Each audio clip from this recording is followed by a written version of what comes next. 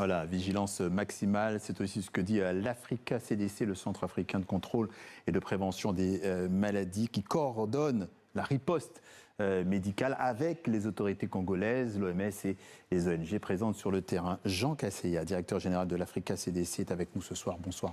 Bonsoir. D'un point de vue des chiffres, 452 morts, on l'a dit, la situation est loin d'être maîtrisée. Est-ce qu'on peut dire qu'elle est même préoccupante ? 475 morts. Ah, vous avez de nouveaux chiffres. Au 2 juillet, la situation est sérieuse, mais on peut toujours la maîtriser quand nous avons tout ce que nous avons demandé comme ressources. Et je pense que la volonté politique est là. Il nous manque seulement toutes les ressources pour maîtriser cela. La volonté, vous l'avez dit, dès les premiers cas, l'Africa CDC s'est mobilisée. Concrètement, quel a été le protocole qu'avez-vous déployé sur le terrain pour aider les autorités et les ONG qui sont en première ligne? Vous savez, lorsqu'il y a une épidémie, la première des choses qu'il faut faire, c'est d'abord une très bonne coordination, savoir qu'est-ce qui arrive et savoir comment on l'administre et aller sur terrain pour redonner confiance à la communauté, puisqu'on a vu qu'au début de cette épidémie, il y avait beaucoup de problèmes de confiance et tout cela a été fait.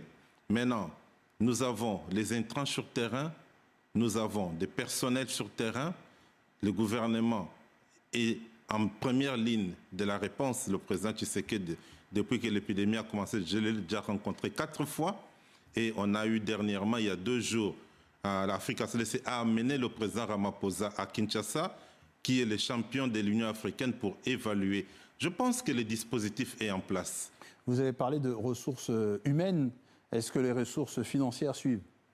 Vous savez, quand nous avons lancé cet appel, nous avions demandé 518 millions de dollars. Mais nous n'avions pas tenu en compte l'aspect humanitaire. Nous avons plus de 1 150 000 personnes vivant dans les camps. Et nous avons des cas confirmés qui viennent de ces camps-là. Et c'est ce qui fait qu'aujourd'hui, et je l'avais prévenu lors de la réunion des chefs d'État du 16 juin, maintenant nous demandons 1,4 milliard. Et sur cela, nous avons déjà mobilisé 600 millions. Nous allons continuer à demander à ce que les partenaires qui ont fait des engagements... À quel horizon? À quel horizon? Nous pensons que très rapidement, puisque là, c'est presque tous les jours que j'ai des engagements qui se concrétisent. Même aujourd'hui, j'ai eu des engagements qui se sont concrétisés. Mais le plus important, c'est de commencer avec ce que nous avons. Et aussi de continuer les essais cliniques. Certainement, on va en discuter. Vous avez entendu les accusations, on va y arriver effectivement, il y a quelques jours du gouvernement congolais contre certaines ONG qui chercheraient, site conditionnel, à profiter de la situation pour renflouer les caisses. Comment réagissez-vous à ça? Vous savez, il y a une façon d'éviter tout cela. Nous avons une coordination au niveau continental qu'Africa CDC dirige en collaboration avec l'OMS qui nous permet de savoir quel donateur a donné quoi, à qui, pour faire quoi. Et au niveau national, chaque gouvernement, le gouvernement de la RDC et le gouvernement de l'Ouganda font la même chose sous la direction de leurs ministres. C'est seulement lorsqu'on fait ces coordinations, lorsqu'on a ces leaderships qui s'exercent, qu'on peut éviter tous ces genres de rumeurs. Donc il faudrait recentraliser vers vous, vers ces organismes-là, vous dites? Il faut d'abord donner le leadership au gouvernement. Et j'étais avec le ministre de la RDC qui fait ce travail chaque week-end, chaque semaine, il réunit à 2 reprises les partenaires. Et au niveau continental, nous réunissons tous les partenaires et même au niveau global. Oui. Nous avons une idée aujourd'hui de ce qui se passe. Depuis jeudi, des traitements expérimentaux sont testés. Vous y voyez un nouvel espoir ou il faut encore rester prudent? Vous savez, ça fait 19 ans qu'on connaît cette maladie. Il y a 2 raisons pour lesquelles on n'avait pas eu de vaccins ni de médicaments. La première, c'est que les pays occidentaux ont considéré cela comme une maladie africaine. Ils n'étaient pas intéressés. Puisque si cette maladie était en Occident, on aurait déjà eu les vaccins. La deuxième raison, il n'y avait pas Africa CDC. Aujourd'hui, nous sommes devant. Et nous disons que ces essais cliniques, pour lesquels on voulait avoir 28 millions, on a déjà sécurisé quelque chose comme 10 millions. Il y a 2 jours, j'ai annoncé qu'Africa CDC mettait 3 millions. Le gouvernement de la RDC mettait 3 millions.